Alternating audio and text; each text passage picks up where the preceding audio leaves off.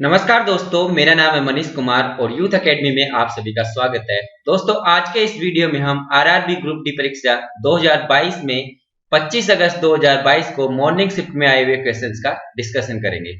पहला प्रश्न हमें दिया है जिसमें लिखा है कि माध्य जो है 65 है और बहुलक 23 है, तो माध्यिका का मान ज्ञात करना है। तो एक फॉर्मूला होता है जिसमें होता है कि बहुलक बराबर होता है 3 गुणा माध्यिका और माइनस 2 गुणा माध्य।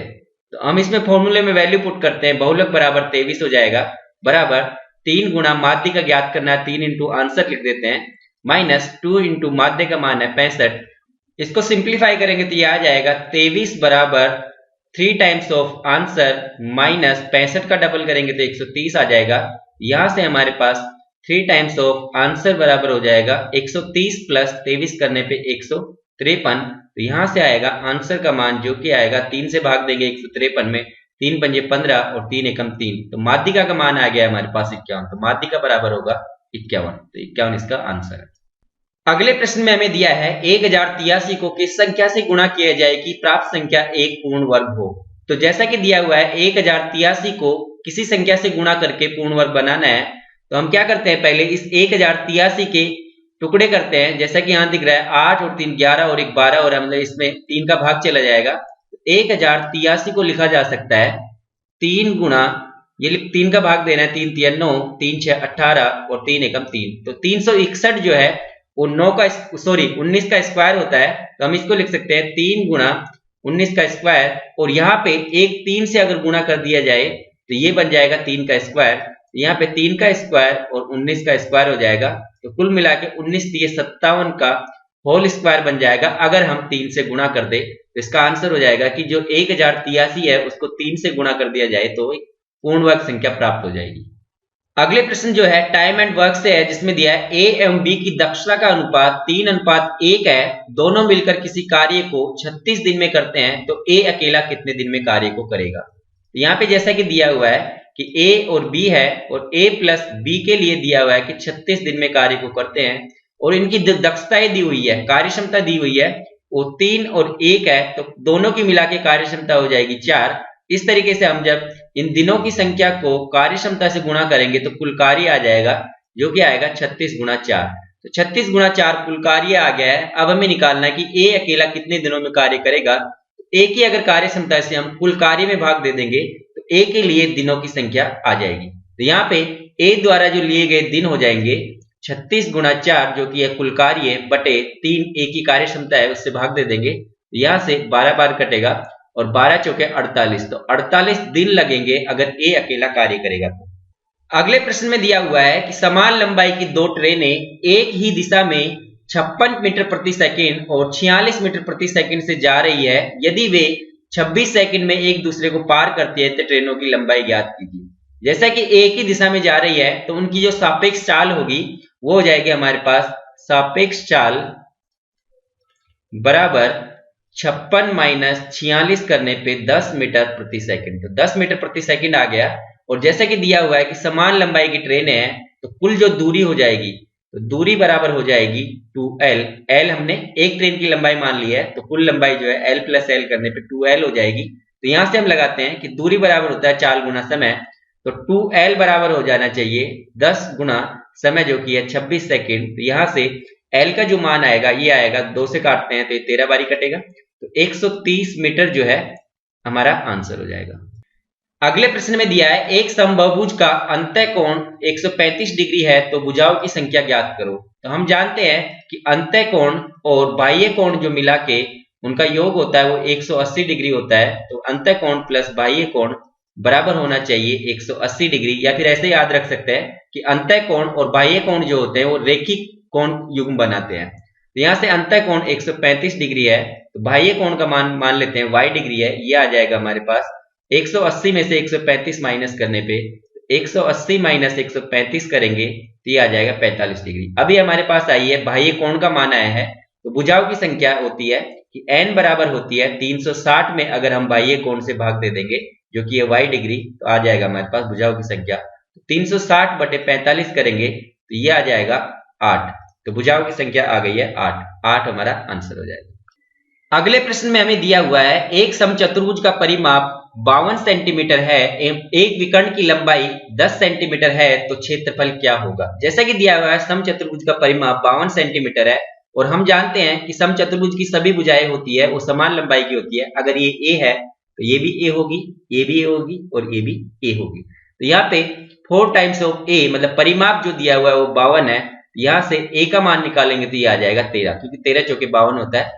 13 सेंटीमीटर जो है इसकी भुजा की लंबाई आ गई है, 13 सेंटीमीटर हो गया है। अब दिया हुआ है एक विकर्ण जो है 10 सेंटीमीटर का है, तो मान लेते हैं ये जो विकर्ण है ये 10 सेंटीमीटर का है। बोल देते हैं कि ए बी सी और डी है, तो बी डी का मान दिया हुआ है 10 सेंटीमीटर और हम जानते हैं कि समचतुर्भुज के जो विकर्ण होते हैं वो एक दूसरे को 90 डिग्री पर समद्विभाजित करते हैं। मतलब कि यहां से अगर ये ओ पे एक दूसरे को काट रहे हैं तो ये 5 सेंटीमीटर हो जाएगा और ये भी जो है 5 सेंटीमीटर हो जाएगा। ओके, तो ये जो है 90 डिग्री है और ये 13, 5 और ये 12 हो जाएगा, क्योंकि एक ट्रिपलेट होता है। तो यहां से ये 12 सेंटीमीटर आ गया। अब निकालते हैं इस ए ओ बी का क्षेत्रफल और उसका कर देंगे 4 गुना, तो हमारे पास आ जाएगा समचतुर्भुज का क्षेत्रफल। तो ए ओ बी त्रिभुज का क्षेत्रफल ये आ जाएगा 1/2 गुना आधार गुना ऊंचाई करेंगे तो ये आ जाएगा 12 गुना 5 करते हैं तो यहां से आएगा 6 बार कटेगा और 6 पंजे 30, तो 30 सेंटीमीटर स्क्वायर तो आ गया हमारे पास एओबी का क्षेत्रफल। अब इसका 4 गुना कर देंगे तो एबीसीडी समचतुर्भुज का क्षेत्रफल आ जाएगा। अतः एबीसीडी का क्षेत्रफल जो आएगा वो आएगा 30 गुना 4 करने पर 120 सेंटीमीटर स्क्वायर। तो 120 सेंटीमीटर स्क्वायर इसका आंसर। नेक्स्ट प्रश्न में दिया हुआ है दो संख्याओं का HCF और LCM क्रमशः 5 एवं 120 है। यदि संख्याओं का योग 55 है तो उनके व्युत्क्रमों का योग क्या होगा। तो हम मान लेते हैं कि हमारे पास जो संख्याएं हैं वो A और B है, तो हमें ज्ञात करना है कि उनके व्युत्क्रमों का योग, तो 1/A प्लस 1/B ज्ञात करना है। तो यहाँ पे इसको सिंप्लीफाई कर लेते हैं हम थोड़ा, कि यहाँ से AB LCM ले लेंगे तो ऊपर बन जाएगा A प्लस B। तो हमें इसका मान ज्ञात करना है कि a plus B upon A B बराबर क्या होगा। तो यहाँ पे जैसा कि दिया हुआ है कि संख्याओं का HCF ए बी का HCF जो है वो 5 है, LCM बराबर 120 है और दिया हुआ है कि संख्याओं का योग a प्लस बी करने पे हमारे पास आता है 55।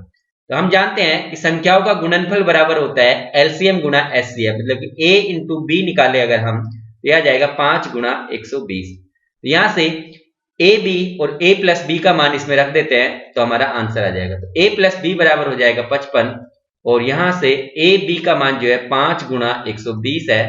यहां से सिंप्लीफाई करेंगे तो 5 से काटते हैं तो 11 बारी कट जाएगा, तो 11/120 जो है इस क्वेश्चन का आंसर हो जाएगा। अगले प्रश्न में दिया है 1 प्लस कोस ए प्लस साइन ए अपॉन 1 प्लस कोस ए माइनस साइन ए का मान ज्ञात कीजिए। तो यहाँ पे हम क्या करते हैं, ए बराबर रख देते हैं 0 डिग्री, तो 0 डिग्री रखते हैं और हम जानते हैं कि कोस 0 डिग्री बराबर 1 होता है और साइन 0 डिग्री बराबर 0 होता है। तो यहां से ही बन जाएगा कि ये तो हो जाएगा हमारे पास 1, ये 0 हो जाएगा, यहां से ये फिर से 1 हो जाएगा और ये 0 हो जाएगा। तो इस तरीके से 1 प्लस 1 2 हो जाएगा अपॉन नीचे भी 2 हो जाएगा, तो 2/2 बराबर 1 आ जाएगा। तो 1 इस क्वेश्चन का आंसर होगा जो ऑप्शन बी में दिया। अगले प्रश्न में दिया है कि अंकित मूल्य 2000 रुपए पर 2 क्रमागत छूट 15% और 20% दी जाती है तो वस्तु का विक्रय मूल्य ज्ञात करना है। तो जैसा कि दिया हुआ है कि 2000 रुपए है, इस पे पहली छूट जो दी जाएगी तो इसका जो विक्रय मूल्य हो जाएगा वो 85% रह जाएगा, क्योंकि 15% की छूट दे दी है। तो 100 माइनस 15 करने 85 आ गया, तो 85/100 लिख सकते हैं इसको। और यहाँ पे छूट जो दी है बाद में वो दी है 20% की, तो ये रह जाएगा 100 माइनस 20 करने पे 80, तो 80/100। ओके, तो यहाँ पे हम काटते हैं ये 3 और एक 4 जीरो से ये 4 जीरो कट जाएंगे। अब यहाँ पे बच गया हमारे पास 85 गुना 2 गुना 8, तो 85 गुना 2 करेंगे तो आ जाएगा 170 गुना 8 करते हैं तो ये आ जाएगा 0, 8 7 56, 5 हासिल, 8 1 8 और 5 13, तो 1360 रुपए जो है वस्तु का विक्रय मूल्य हो जाएगा। नेक्स्ट प्रश्न है कि द्विघात समीकरण का एक मूल दूसरे का आधा है। मान लेते हैं कि दूसरा जो मूल है वो 2 अल्फा है, तो पहला मूल जो है उसका आधा हो जाएगा, मतलब अल्फा हो जाएगा। तो यहाँ पे समीकरण ज्ञात करना है। तो समीकरण आपको हमेशा याद रखना है कि जब मूल दिए हुए हो, मान लेते हैं अल्फा और बीटा जो है मूल है, तो समीकरण जो होता है वो होता है x² माइनस मूलों का योग गुणा x प्लस मूलों का गुणनफल, तो गुणा बराबर 0 कर देते हैं। तो यहां से हम निकालते हैं तो हमारे पास द्विघात समीकरण आ जाएगा एक्स स्क्वायर माइनस योग करेंगे तो अल्फा प्लस 2 अल्फा मिलके 3 अल्फा हो जाएगा, तो 3 अल्फा इंटू एक्स और गुणा करेंगे तो 2 अल्फा स्क्वायर बराबर 0 हो जाएगा। तो ये हमारा आंसर हो जाएगा। अगला प्रश्न दिया है कि 7 सेंटीमीटर त्रिज्या के गोले का कुल वक्र पृष्ठीय क्षेत्रफल का मान क्या होगा। तो हम जानते हैं कि जो गोला होता है उसका कुल वक्र पृष्ठीय क्षेत्रफल होता है वो होता है 4 पाई आर स्क्वायर। तो यहाँ पे पाई का मान 22/7 और आर का मान 7 सेंटीमीटर रख देते हैं क्योंकि आर जो है गोले की त्रिज्या है। तो यहाँ से आ जाएगा हमारे पास कुल वक्र पृष्ठीय क्षेत्रफल 4 गुना 22/7 और आर स्क्वायर करना है तो ये 7 गुना 7 हो जाएगा। यहाँ से एक साथ कट जाएगा, 22 चौके 88 हो जाएगा गुना 7 रह जाएगा, 8 7 56 का 6 हासिल 5, 8 7 56 और 5 जो जोड़ेंगे तो हो जाएगा 61। तो 616 सेंटीमीटर स्क्वायर जो है कुल वक्र पृष्ठीय क्षेत्रफल आ जाएगा, जो कि है इस क्वेश्चन का आंसर। अगले प्रश्न में हमें दिया है 2 वर्ष के लिए 2000 रुपए पर 4.5% की दर और 5.5% की दर से साधारण ब्याज का अंतर ज्ञात करना है। तो इसका सॉल्यूशन करते हैं और जैसा कि दिया हुआ है पहली दर जो है ये R1 बोल देते हैं, ये 4.5 है और R2 बराबर 5.5 है। तो हर साल जो इनका अंतर आने वाला है वो आ जाएगा R2 माइनस R1 करने पर 5.5 माइनस 4.5 करेंगे तो 1% का हर साल अंतर आएगा।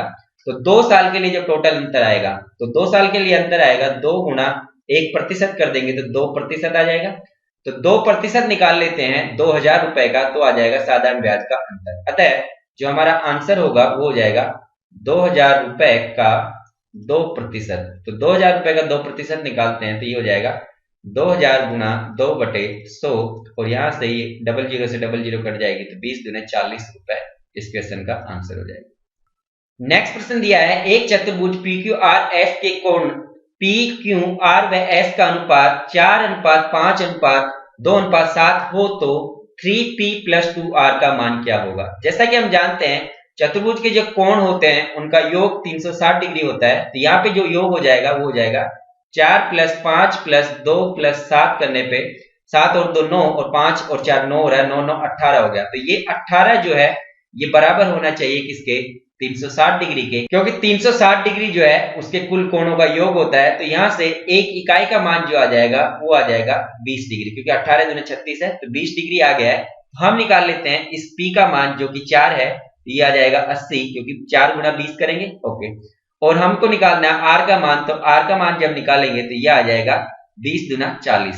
तो अब रख देते हैं हम यहाँ पे कि 3 इंटू P रखना है तो P बराबर 80 आया है और 2 इंटू R रखना है, R बराबर आ गया 40। तो यहां से आ जाएगा 8 × 24 240 + 80 करेंगे तो यह आ जाएगा 320। तो 320 इस क्वेश्चन का आंसर हो जाएगा।